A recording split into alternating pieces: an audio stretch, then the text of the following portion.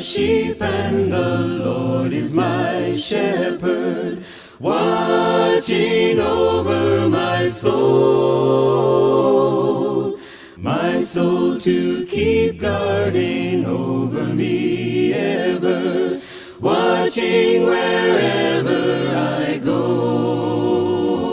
And when the winds blow, He is my shelter, and when I'm lost and alone, He rescues me. And when the lion comes, He is my victory, constantly watching over me. He is constantly watching over me. We are His children, and He is our Father, watching over our souls. Great is His love for His sons and His daughters, watching wherever we go.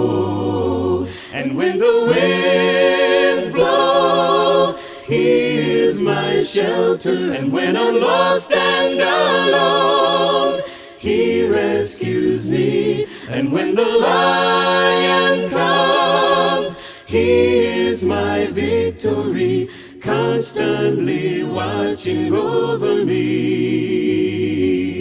He is constantly watching over me. And when the winds blow, He is my shelter, and when I'm lost and alone, He rescues me. And when the lion comes, He is my victory, constantly watching over me. He is constantly watching over me.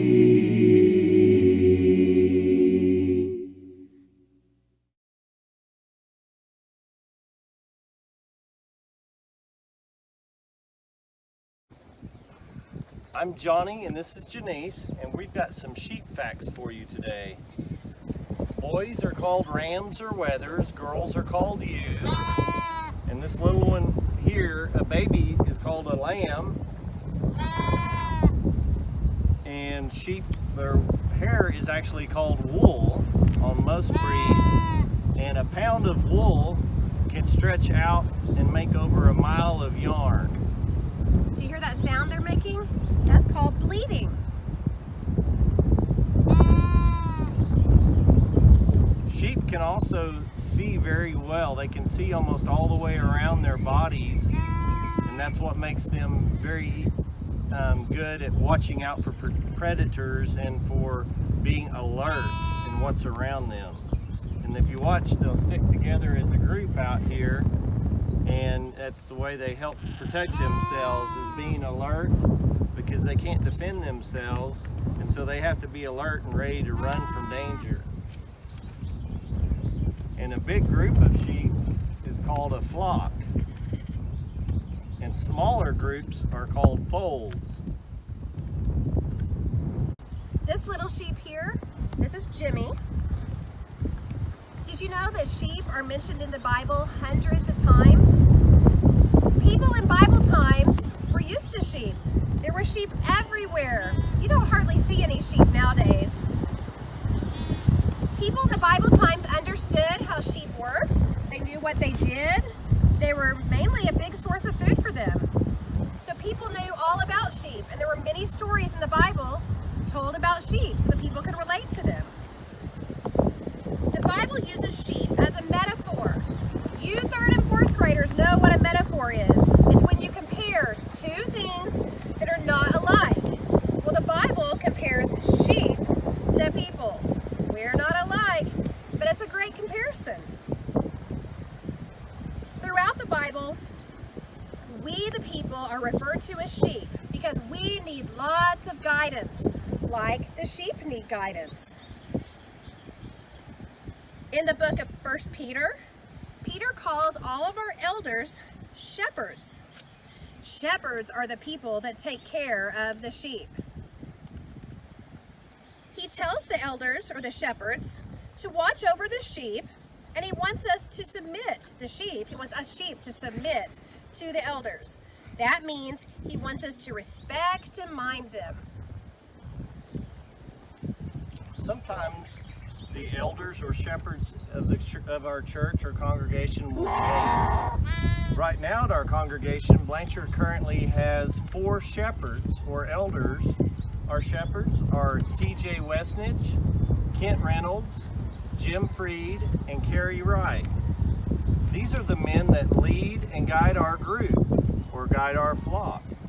Right now our shepherds have us broken up into different small groups or smaller groups. Remember what a small group of sheep is called? Folds, right? Have you ever heard your mom or dad, or have you guys talked as a family about your fold group? Well, that's where the term comes from. Ask your parents which fold group you are in and which shepherd is watching over your fold. Before we leave you today, we want to tell you at least one story that the Bible tells us about sheep.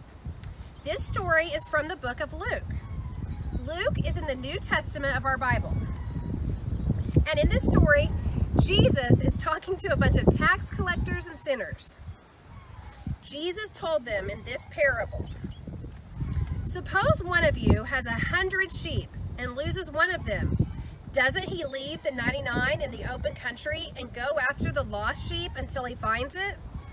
And when he finds it, he joyfully puts it on his shoulders and goes home. Then he calls his friends and neighbors together and says, 'Rejoice with me, I have found my lost sheep.' I tell you that in the same way that there will be more rejoicing in heaven over one sinner who repents than over 99 righteous persons who do not repent." God tells us this because he wants us each to know that every one of us is an important sheep in God's flock. Each one of us means a whole lot to him. And if we lose our way, he's going to seek us out and find us. And he will rejoice when he finds us when we come back to the flock. Thanks so much for listening today. I am a sheep and the Lord is my shepherd, watching over my soul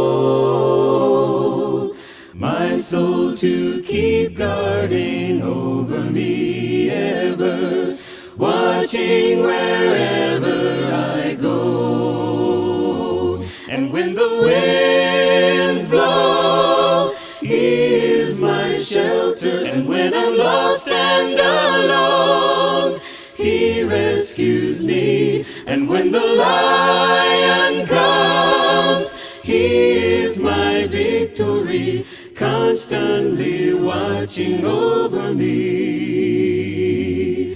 He is constantly watching over me. We are his children and he is our Father, watching over our souls. Great is his love for his sons and his daughters, watching wherever we go. And when the winds blow, he is my shelter, and when I'm lost and alone, he rescues me. And when the lion comes, he is my victory, constantly watching over me. He is constantly watching over me. And when the winds blow, he is my shelter, and when I'm lost and alone, he rescues me. And when the lion comes, he is my victory, constantly watching over me.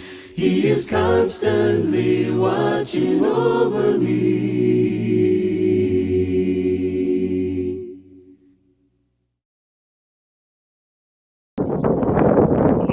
Oh. go, folks.